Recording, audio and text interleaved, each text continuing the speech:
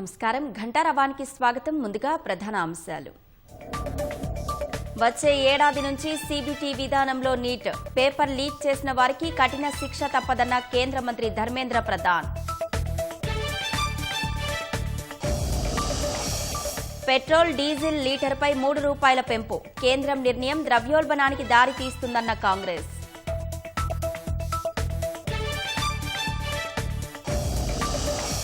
మరోసారి ఇరాన్ను హెచ్చరించిన ట్రంప్ ఘర్షణలకు ముగింపు పలికేలా చర్చలు ఉండాలని హితవు.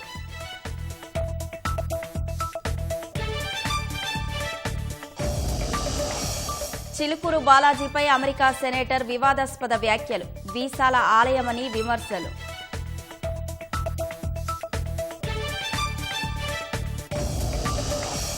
కేసీఆర్ అధికారంలో ఉంటే 2 ఏళ్ల క్రితమే టిమ్స్ పూర్తయ్యేదన్న కేటీఆర్, భేషజాలకు పోకుండా మిగతా ఆసుపత్రుల్ని పూర్తి చేయాలని విజ్ఞప్తి.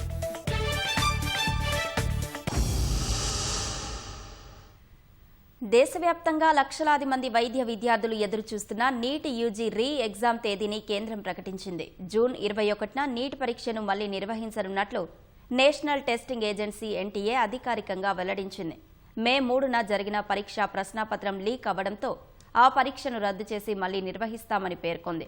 విద్యార్థుల భవిష్యత్తును దృష్టిలో పెట్టుకుని ఆ కఠిన నిర్ణయం తీసుకున్నట్లు తెలిపింది. ఈ నేపథ్యంలో కొత్త తేదీలను ఎన్టీఏ వెల్లడించింది. పారదర్శకమైన రీతిలో జూన్ 21న పరీక్ష నిర్వహిస్తామని తెలిపింది. అడ్మిట్ కార్డులు, పరీక్షా కేంద్రాల వివరాలను త్వరలోనే అధికారిక వెబ్సైట్లో పెడతామని పేర్కొంది. పునఃపరీక్ష రాసే విద్యార్థులు ఎలాంటి అదనపు ఫీజు చెల్లించాల్సిన అవసరం లేదని స్పష్టం చేసింది. రీ ఎగ్జామ్కు సంబంధించి అధికారిక మార్గాల్లో వచ్చే సమాచారాన్ని విశ్వసించాలని విద్యార్థులను ఎన్టీఏ కోరింది. వచ్చే ఏడాది నుంచి నీట్ పరీక్ష ఆన్లైన్లో నిర్వహిస్తామని, సీబీటీ విధానంలో ఉంటుందని కేంద్ర విద్యాశాఖ మంత్రి ధర్మేంద్ర ప్రధాన్ వెల్లడించారు. थोड़ा 1-2 दिन के बाद नई परीक्षा होगी. हमारी अप्रोच वही रहेगा, हम zero tolerance to mall practices.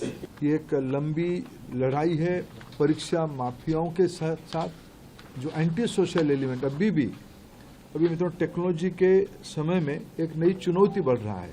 विभिन्न प्रकार की सोशल मीडिया हैंडल से भ्रमात्मक तथ्यों को रखा जाता है, गुमराह करने की फिर कोशिश किया जाता है, फिर री नीट की हम लोग एग्जामिनेशन तोड़ सकते हैं, इस प्रकार की व्यवस्था को खुली चुनौती दिया जा रहा है. ये सारे को ध्यान रखते सरकार ने तुरंत सीबीआई को काम सौंपी है. దేశవ్యాప్తంగా పెట్రోల్ డీజిల్ ధరలు పెరిగాయి. పెట్రోల్ డీజిల్ ధరలను పెంచుతూ ప్రభుత్వ రంగ చమురు సంస్థలు కీలక నిర్ణయం తీసుకున్నాయి. అంతర్జాతీయ మార్కెట్లో ముడి చమురు ధరలు పెరగడంతో ఇవాల్టి నుంచి లీటర్పై పెట్రోల్ డీజిల్ ధరలను ₹3 చొప్పున పెంచుతున్నట్లు ప్రకటించాయి.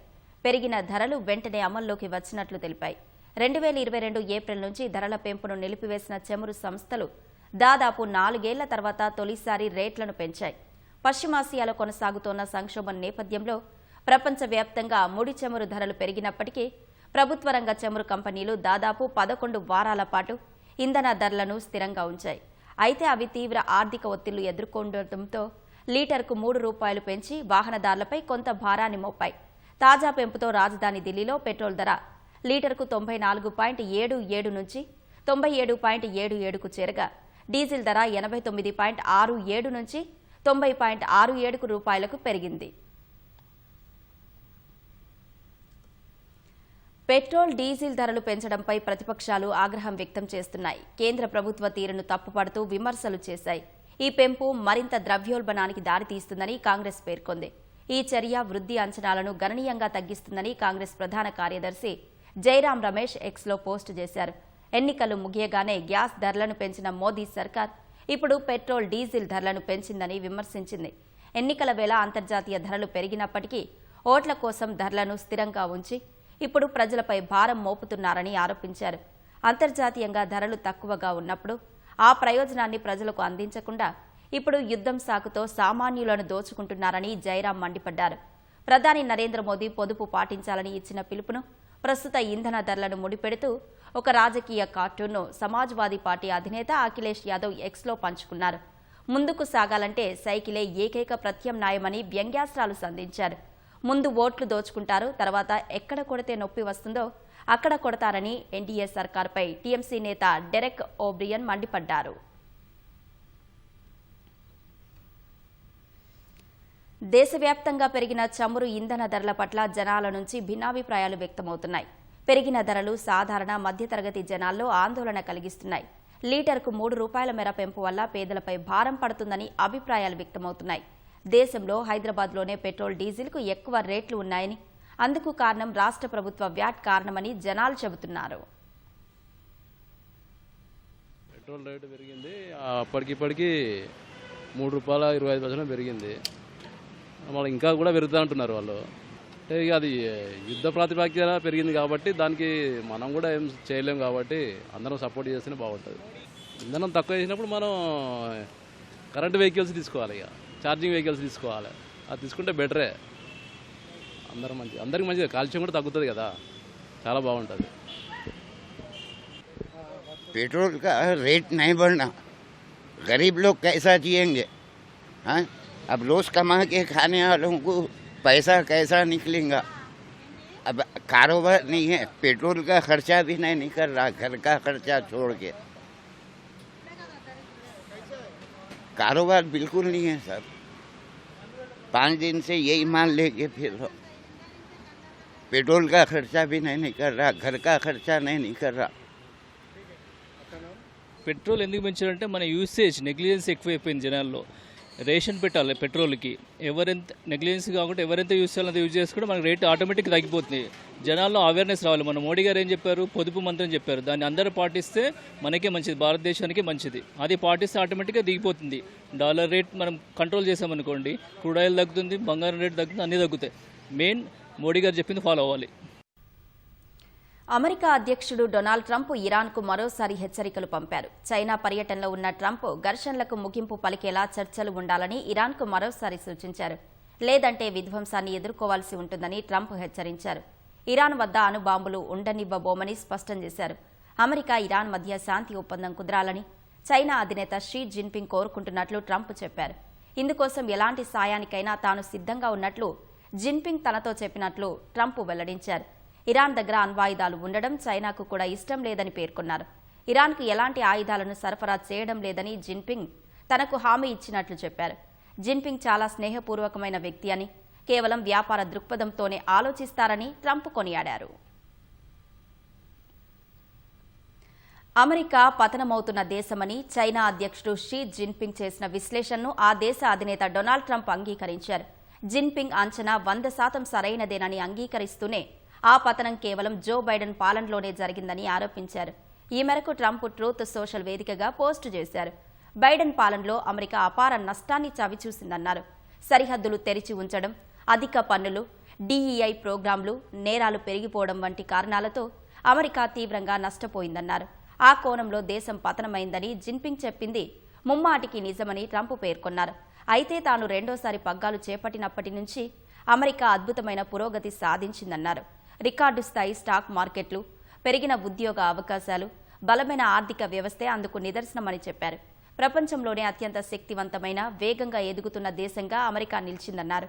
చైనాతో తమ సంబంధాలు మునుపటి కంటే మరింత బలంగా ఉండాలని ట్రంప్ ఆశించారు. తమ పరిపాలన సాధించిన అసాధారణ విజయాలకు గాను జిన్పింగ్ స్వయంగా తనను అభినందించారని ట్రంప్ వెల్లడించారు.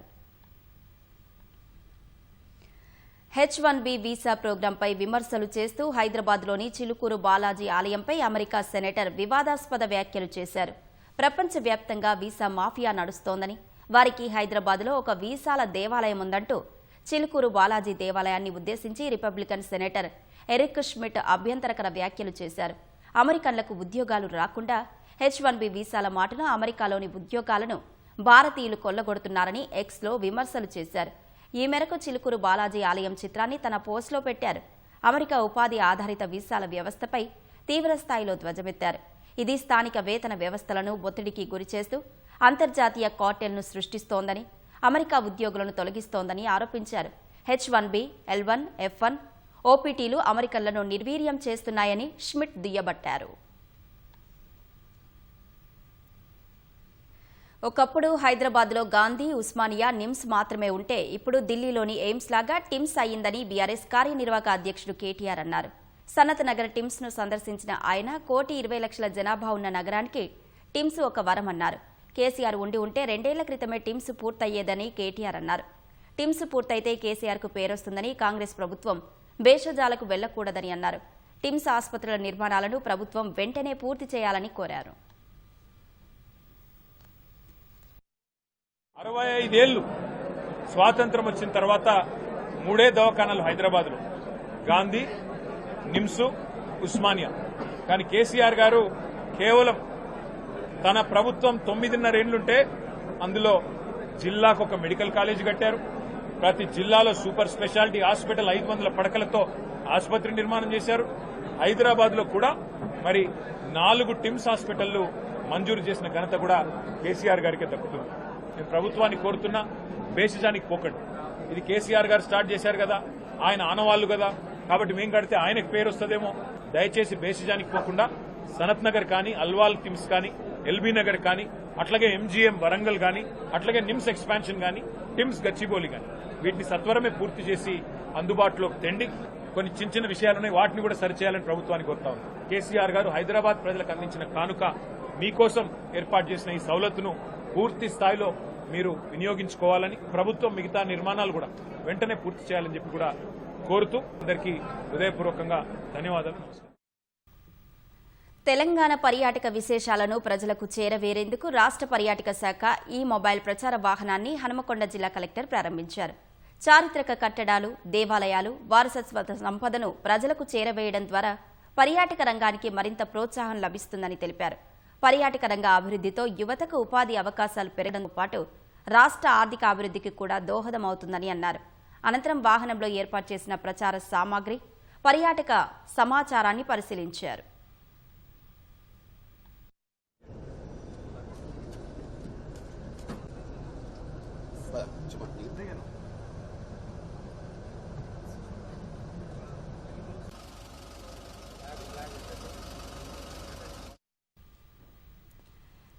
ఇంటర్ విద్యలో కీలక సంస్కరణలకు బోర్డు తెరతీసింది. ఇకపై ఇంటర్ మొదటి సంవత్సరంలోనూ ప్రాక్టికల్ పరీక్షలు, ఇంటర్నల్ అసెస్మెంట్కు మార్కులను కేటాయిస్తున్నట్లు ప్రకటించింది. ఈ మార్పులు 2026-27 విద్యా సంవత్సరం నుంచి అమల్లోకి వస్తాయని బోర్డు స్పష్టం చేసింది. ఇంటర్ విద్యలో బోర్డు కీలక మార్పులు చేసింది. 2026-27 విద్యా సంవత్సరం ఫస్ట్ ఇయర్ నుంచి ప్రయోగ పరీక్షలు నిర్వహిస్తామని పేర్కొంది. ఫస్ట్ ఇయర్లో 15 మార్కులు, సెకండ్ ఇయర్లో 15 మార్కులు ప్రాక్టికల్స్ కు కేటాయించనున్నట్లు తెలిపింది. ఈ ఏడాదికి ఫస్ట్ ఇయర్ కు మాత్రమే సంస్కరణలు వర్తిస్తాయింది. 2027-28 నుంచి ద్వితీయ సంవత్సరానికి ఇవి అమలవుతాయని పేర్కొంది. ఇప్పటి వరకు ఎంపీసీ, బైపీసీలో సెకండ్ ఇయర్లోనే సబ్జెక్టుకు 30 మార్కులకు ప్రాక్టికల్స్ ఉండేవి. ఈసారి ఫస్ట్ ఇయర్లో 15, సెకండ్ ఇయర్లో 15 మార్కులకు ప్రాక్టికల్స్ నిర్వహిస్తారు. ఎంపీసీ గ్రూప్లో భౌతిక, రసాయన శాస్త్రాలకు 15 మార్కుల చొప్పున ఫస్ట్ ఇయర్లో 30 మార్కులకు ప్రయోగ పరీక్షలు జరగనున్నాయి. గణితంలో ఇప్పటి వరకు 75 మార్కులకు రాత పరీక్ష ఉండగా ఈసారి నుంచి 60 మార్కులకు నిర్వహిస్తారు. గణితంలో 2 పేపర్లు ఉన్నందున తొలి ఏడాది ఏబీఎల్కు 30 మార్కులుంటాయి.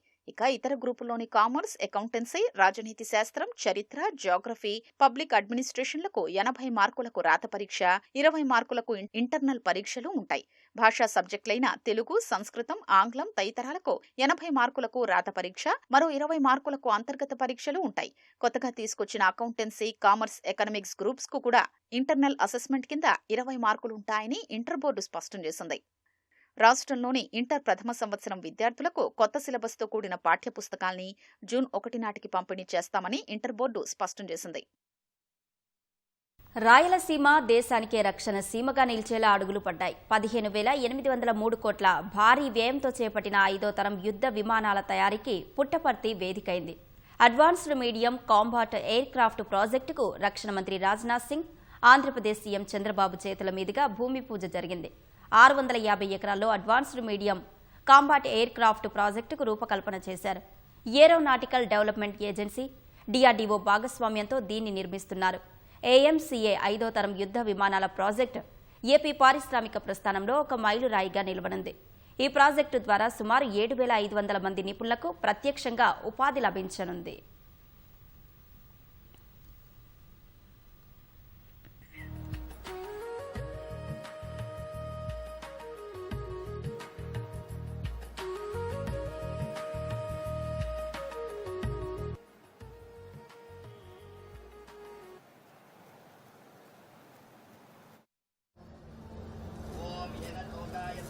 ధాన్య అంబే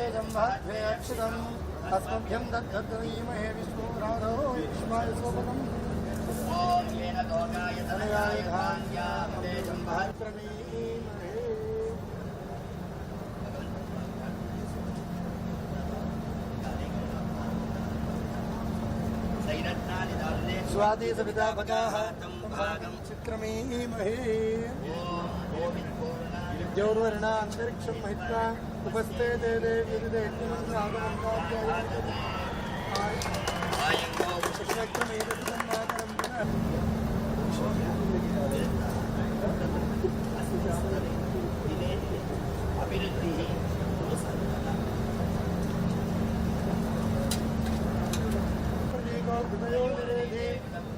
मधुचारगव्यं पितेव पुत्रमभिरक्षता सादसिद्धिरस्तु नमो नमो भवति जायमानो కరీంనగర్ పీఎంజే నగల దుకాణం దోపిడీకి పాల్పడింది సుబోధ్ సింగ్ గ్యాంగ్ అని తేల్చారు పోలీసులు. పక్కా ప్రణాళికతో కోటి రూపాయల విలువైన సొత్తు దోచుకున్నారని వెల్లడించారు. అసలు సుబోధ్ ముఠా ఎలా పనిచేస్తుంది, తప్పించుకోవడానికి పోలీసులకు దొరకకుండా ఉండేందుకు ఏం చేస్తారు ఈ కథనంలో చూద్దాం. ఈ చాలా పెద్ద గ్యాంగ్, వెరీ ప్రొఫెషనల్ గ్యాంగ్ ఇది. I will not say gang also, it's a criminal enterprise. I will say ఒక గ్యాంగ్స్టర్ ఉన్నారు సుబోధ్ సింగ్, ఆయన పేరు Subodh Singh. So he is the master mind and gang leader of this gang. ఇది పీఎంజే జ్యువెలరీలో దోపిడీకి పాల్పడ్డ Subodh Singh gang గురించి Karimnagar CP Ghouse Alam చెప్పిన మాటలు. బంగారముండే బ్యాంకులు, ఆభరణాల దుకాణాలే ఈ ముఠా లక్ష్యం. ప్రస్తుతం బీహార్ జైల్లో ఉన్న సుబోధ్ సింగ్ అక్కడి నుంచి కరీంనగర్ దోపిడీకి పథకరచన చేశాడు.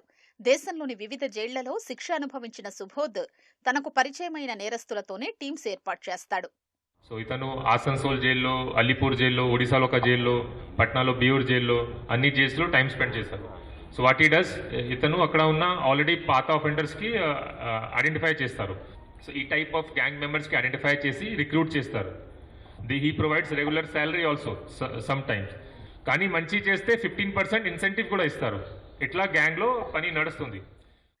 దోపిడీ చేసి పోలీసులకు ఒక్క ఆధారము దొరకకుండా పారిపోవడంలో సుబోధ్ గ్యాంగ్ ఆరితేరింది. చోరీ చెయ్యాలనుకున్న ప్రాంతాల్లో ముందుగానే రెక్కి నిర్వహిస్తారు. 2-3 బృందాలుగా విడిపోయి పని కానిచ్చేస్తారు. అయితే వీరిలో ఒకరికొకరికి అసలు పరిచయం ఉండదు. ఆ గ్యాంగ్లో ఎవరైనా పని చేస్తున్నారో వాళ్ళకి వేరే వాళ్ళ గురించి ఐడెంటిటీ తెలియదు. ఈ 5 అక్యూజ్లో ఈచ్ అదర్కి రియల్ ఏమి ఉంది, ఏ టౌన్ వాళ్ళు ఉన్నారు, ఏ నేటివ్ ఉన్నారో అది తెలియదు. ఈ టీం సెపరేట్ పని చేస్తుంది. ఆ టీంకి వెపన్స్ సప్లై చేయడానికి, లేకపోతే అఫెన్స్ అయిన తర్వాత gold jewellery what ever they have stolen అది డిస్పోజ్ చేయడానికి సెపరేట్ టీం ఉంటాయి. వాళ్ళకి మొత్తం కమ్యూనికేషన్ ఒక ఎన్క్రిప్టెడ్ యాప్లో జరుగుతుంది. సెంట్రలైజ్డ్ ఒకటి హ్యాండ్లర్ ఉంటారు who works with Subodh Singh. నేరం చేసిన తర్వాత పోలీసులకు దొరకకుండా ఉండేందుకు సుబోధ్ గ్యాంగ్ సభ్యులు అన్ని జాగ్రత్తలు తీసుకుంటారు. దోపిడీకి పాల్పడే ముందు ప్రత్యేకంగా సిమ్లు, మొబైల్ ఫోన్లు కొనుగోలు చేస్తారు. పని పూర్తయిన తర్వాత ఇంటర్నెట్ను అస్సలు వినియోగించరు. వాళ్ళ దగ్గర ప్రీ డౌన్లోడెడ్ మ్యాప్స్ ఉంటాయి. సో ఎస్కేప్ చేసినప్పుడు ఇంటర్నెట్ కూడా వాడరు. ప్రీ డౌన్లోడెడ్ మ్యాప్ చూసి గూగుల్లో ఆల్రెడీ పాయింట్ మార్క్ చేసి అదే వాడతారు. Using interior road to exit where less CCTV cameras and less checking will be there. It's a learning for us also. Shelter తీసుకున్నారు away from offence area. Same place same టైంలో shelter తీసుకోరు. The gang members, they don't know their real names. They use fake Aadhaar cards. So, ఆ ఆధార్ కార్డులో ఉన్న Nick name use చేస్తారు. Fake bike numbers, fake Aadhaar cards వాడతారు. దోపిడీ చేసే క్రమంలో సాధ్యమైనంత వరకు హింసకు దూరంగా ఉంటారు. తప్పనిసరి అయితేనే హింస వైపు మళ్లుతారు. కరీంనగర్ దోపిడీలో తప్పనిసరి పరిస్థితుల్లోనే తుపాకులకు పని చెప్పారు. Violence is rare. జనరల్గా ఏమవుతుంది అంటే ఇక్కడ ఫైరింగ్ జరిగింది, వైలెన్స్ అయింది. కానీ ఈ గ్రూప్ ది రోల్ ఏంటి, మతలబ్ ప్రిన్సిపల్ ఏంటి అంటే మినిమం వైలెన్స్ చేయాలి. జస్ట్ థ్రెటన్ చేయడానికి తుపాకీ వాడతారు, గన్స్ వాడతారు. కానీ రేర్ కండిషన్లో ఫైరింగ్ చేస్తారు. ఇక్కడ రేర్ కండిషన్ అయింది. One more important feature is no local support take. Local పర్సన్కి ఎవరికి సపోర్ట్ వీళ్ళు తీసుకోరు. పారిపోయాక పోలీసులు గుర్తుపట్టకుండా ఉండేందుకు ముఖ కవళికల్ని మార్చుకుంటారు. నేరం చేసే సమయంలో కుటుంబ సభ్యులతో, సన్నిహితులతో అస్సలు టచ్లో ఉండరు. సుబోధ్ సింగ్ గ్యాంగ్ ఇప్పటి వరకు 400 కిలోల బంగారాన్ని దోచుకుందని అనధికారిక అంచనా. బీహార్, బెంగాల్ సహా ఇతర రాష్ట్రాల్లోనే ఇప్పటి వరకు దోపిడీకి పాల్పడిన ముఠా తొలిసారి తెలంగాణలోకి అడుగుపెట్టడంతో పోలీసులు అప్రమత్తమయ్యారు. మెదక్ జిల్లా పెద్ద శంకరంపేటలో భారీ చోరీ జరిగింది. చిలపల్లి గ్రామానికి చెందిన రాములు ఇంట్లో దొంగలు దాదాపు 100 తులాల బంగారు నగలను అపహరించారు. కుటుంబ సభ్యులు బాన్సువాడలో విందుకు వెళ్లిన సమయంలో ఈ ఘటన జరిగింది.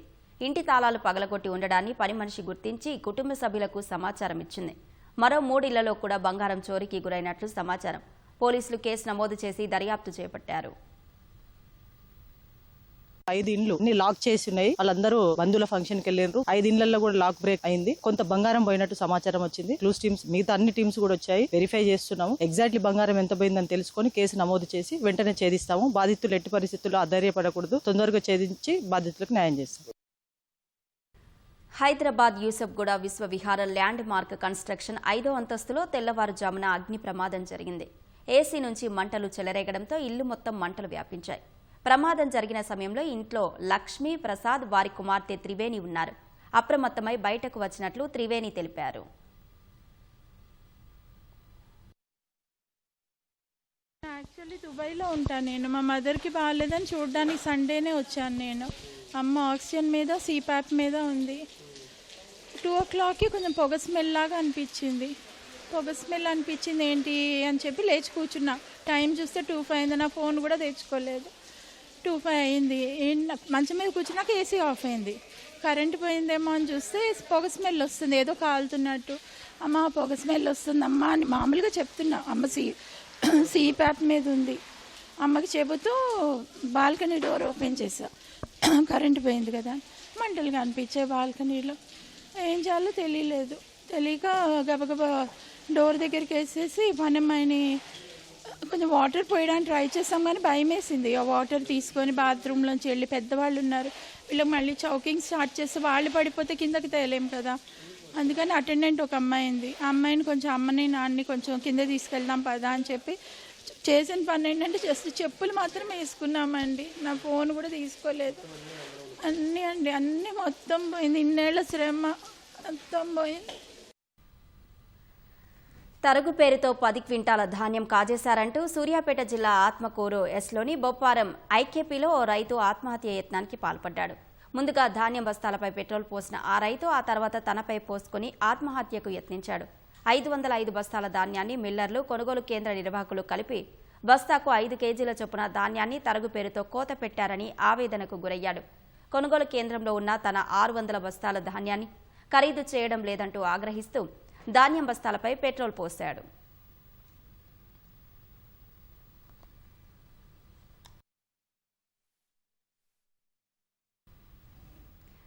సనాతన ధర్మాన్ని నిర్మూలించాలన్న వ్యాఖ్యలు తీవ్ర దుమారాన్ని రేపుతున్న వేళ తమిళనాడు అసెంబ్లీలో ప్రతిపక్ష నేత, నటుడు ఉదయనిధి స్టాలిన్ వివరణ ఇచ్చారు.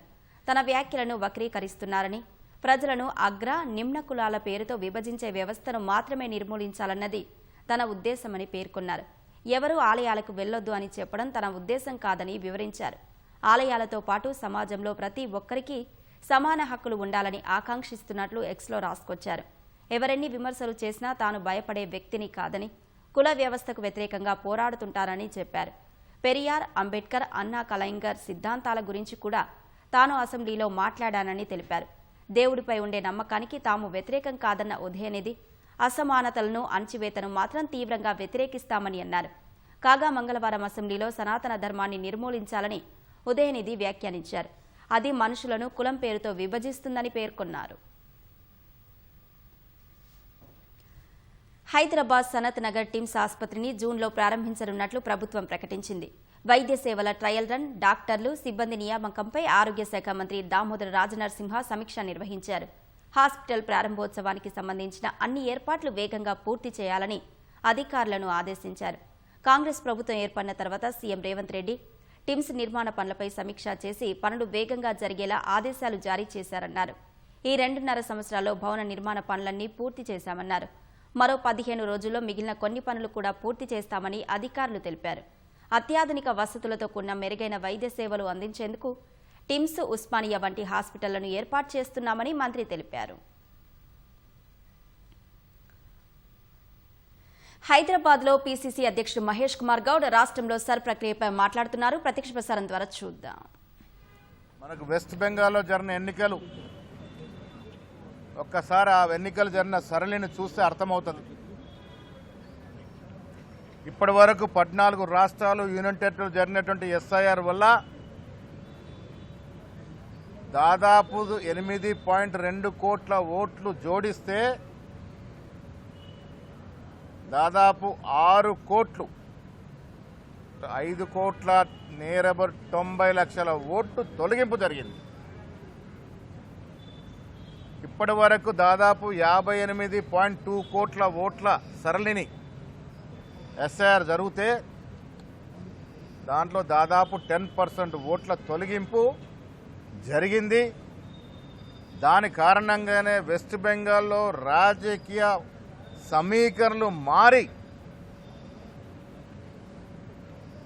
అధికారంలోకి రావాల్సిన పార్టీలు రాకుండా పోయినాయి. వెస్ట్ బెంగాల్లో దాదాపు 90 లక్షలకు పైగా ఓట్లు తొలగిస్తే తిరిగి జత చేసింది 30 లక్షలు మాత్రమే. 60 లక్షల ఓట్లు ఇంకా జత చేయలే. అక్కడ గెలిచిన పార్టీకి ఓడిన పార్టీ కేవలం 30 లక్షల ఓట్ల తేడానే ఉంది. దీనివల్ల మనకు అర్థమయ్యేది నిజమైన ఓటర్ల తొలగింపు. ఎవరైతే సెక్యులర్ భావాలు కలిగిన ఓటర్స్ ఉన్నారో ఆ ఓట్ల తొలగింపు ప్రక్రియ పగడ్బందీగా చేసినారు. ఇది తెలంగాణలో జరగకూడదని ఇవాళ కమిషన్ని వారికి మెమోరాండం ఇచ్చి వారి ద్వారా కేంద్రానికి పంపే విధంగా మేము కొన్ని విన్నపాలు చేశాం.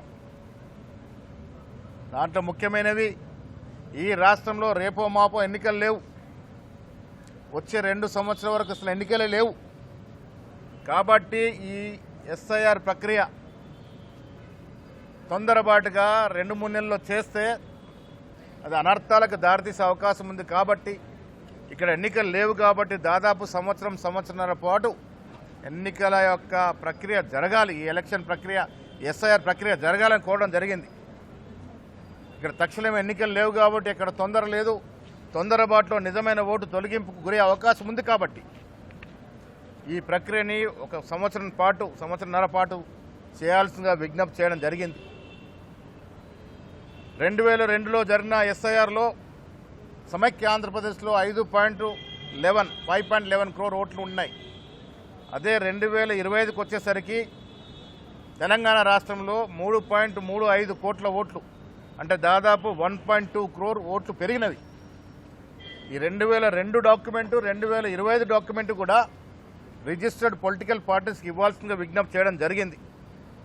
ఇవాళ సెన్సస్ ప్రక్రియ జరుగుతుంది. ఇక్కడ వారితోనే ఎస్ఐఆర్ చేయిస్తే అధిక లోడు పడి సక్రమంగా ప్రక్రియ జరగదు. కాబట్టి దీనికి సమయం తీసుకోవాల్సిందిగా మేము విజ్ఞప్తి చేయడం జరిగింది. ఇకపోతే ప్రామాణికమైంది ఎన్నికల్లో కొంత ఉద్దేశపూర్వక ఎవరిదైనా ఓటు తొలగిస్తే వారికి తిరిగి అప్పీల్ చేసుకునే అవకాశం నెల నుంచి 45 రోజులు మాత్రమే ఉంది. ఒక పీదవాడు పొట్ట కూటి కొరకు రోజు పొద్దున్నే లేచి కూలినాలికి పోయేవాడు వారి ఓటు తొలగింపు గురవుతే వారు మళ్ళీ సరైన డాక్యుమెంట్ తేవాలంటే నెల సరిపోదు. కాబట్టి దీన్ని 3 నెలలకు పొడిగించాల్సిందిగా కూడా మేము ఎలక్షన్ కమిషన్ విజ్ఞప్తి చేసినాం. అదేవిధంగా రేపు నా ఓటో పొన్నం ప్రభాకర్ గారి ఓటో మా అనిల్ ఓటో చామల కిరణ్ రెడ్డి ఓటు తొలగిస్తే మాకు ఇంటిమేషన్ లేకుంటే మాకు తెలియకుండా తొలగిస్తే నిజమైన ఓటర్కి నష్టం జరుగుతుంది. కాబట్టి ప్రభుత్వం నియమించిన బిఎల్లో కనీసం 3 సార్లు ప్రత్యక్షంగా ఇంటికి వెళ్ళి వెరిఫికేషన్ చేసి తర్వాతనే రిపోర్ట్ ఇస్తే బాగుంటుందనేటువంటి విజ్ఞప్తి కూడా చేయడం జరిగింది.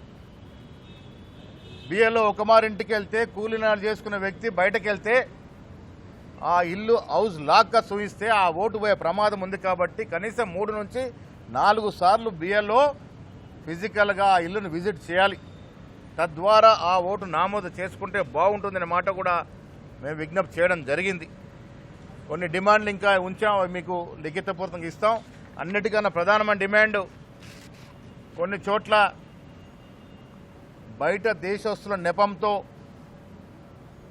కింది లెవెల్లో కొన్ని పార్టీల యొక్క ఫ్రంటల్ ఆర్గనైజేషన్స్ చేసే దుర్మార్గమైన ప్రక్రియలో భాగంగా అనవసరమైనటువంటి ఫిర్యాదు చేసి ఇది భారత పౌరుడే కానే ఒక నెపంతో ఓట్లు తొలగించే ప్రమాదం ఉంది కాబట్టి సుప్రీంకోర్టు ఇచ్చిన గైడ్లైన్ ప్రకారం సిటిజన్షిప్ను అడిగే హక్కు వీళ్ళకి లేదు కాబట్టి ఆ సిటిజన్షిప్ ప్రూఫ్ అడగకుండా ఉండే విధంగా నియమావళి జారీ చేయాల్సిందిగా కోరడం కూడా జరిగింది. 14 ప్రూఫ్లో ఏదో ఒకటి ఉంటే చాలు. సిటిజన్షిప్ ప్రూఫ్ అనేది 14లో ఒకటి మాత్రమే.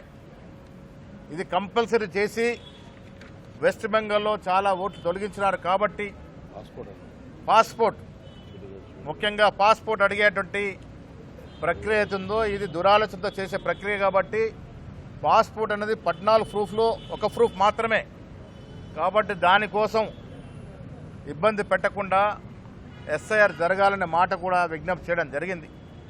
మేము వారికి విన్నవించాం. న్యాయమైన ఓటరు,